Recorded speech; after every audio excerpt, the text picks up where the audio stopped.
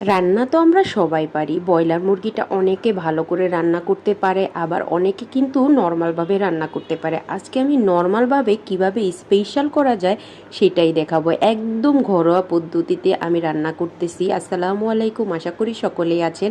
YouTube চ্যানেলে আজকে আমার ফার্স্ট বড় ভিডিও, আশা করি সবাই ফুল ভিডিও দেখে সাথে থাকবেন। এই তো দেখেন, আমি ব্রয়লার মুরগি রান্নার জন্য আগে আলুটা ভেজে নিয়েছি। এখন কিছু গোটা মশলা দিয়ে দিব।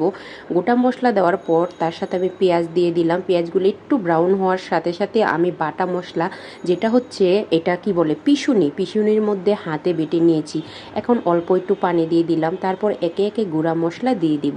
আর গুঁড়া মশলার মধ্যে যা দিই আমরা, হলুদ গুঁড়া, মরিচ গুঁড়া, ধনিয়ার গুঁড়া, লবণ, একে একে সব কিছু অ্যাড করব। আমি আমার মাংস অনুযায়ী মশলার পরিমাণ অ্যাড করেছি। আপনারা আপনাদের মাংসের পরিমাণে অ্যাড করবেন মশলাটা। আর এই মশলাটা ঠিক মতন কষানো হলে আপনার রান্নাটা কিন্তু খুবই ভালো হবে। আর ভালো করে রান্না করতে হলে অবশ্যই কষাতে হবে। এখন সুন্দর করে ঢেকে আমি 5 মিনিট এটাকে কষাতে হবে।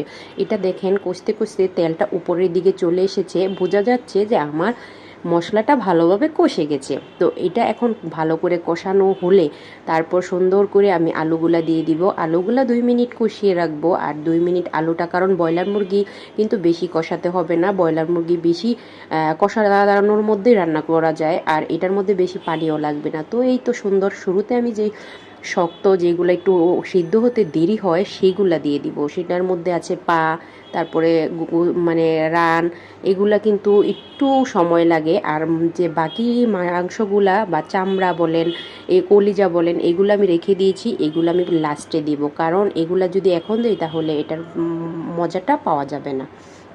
তো এইগুলাকে দেখেন আমি ভালো করে কষিয়ে নিচ্ছি। আর এই কষানোর মধ্যেই কিন্তু আমার রান্না কমপ্লিট করে ফেলবো। অল্প একটু পানি দেব, বেশি পানি দিলে মাংসের যে স্বাদ আর টেস্ট সেটা থাকবে না। আমার কাছে ভালো লাগে না, আপনাদের কাছে কেমন লাগে আমি জানি না।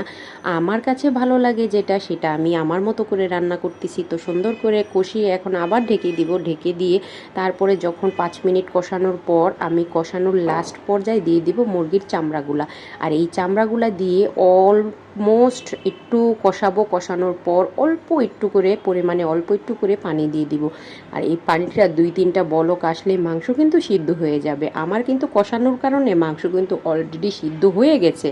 আর এখন লাস্ট পর্যায়ে আমি একটু গরম মশলা দিয়ে দিলাম, যেটা না দিলে মাংসের কিন্তু টেস্ট এবং ফ্লেভারটা আসে না। একদম এত সুন্দর একটা ফ্লেভার আসতেছে যে বলার বাহিরে। আপনাদের নাকে যাচ্ছে কি না আমি জানি না, কিন্তু আমার নাকে যখন আমি ভিডিও করতেছিলাম এত সুন্দর একটা ফ্লেভার বলার বাহিরে। তো আমার রান্নাটা আপনাদের কাছে কেমন লেগেছে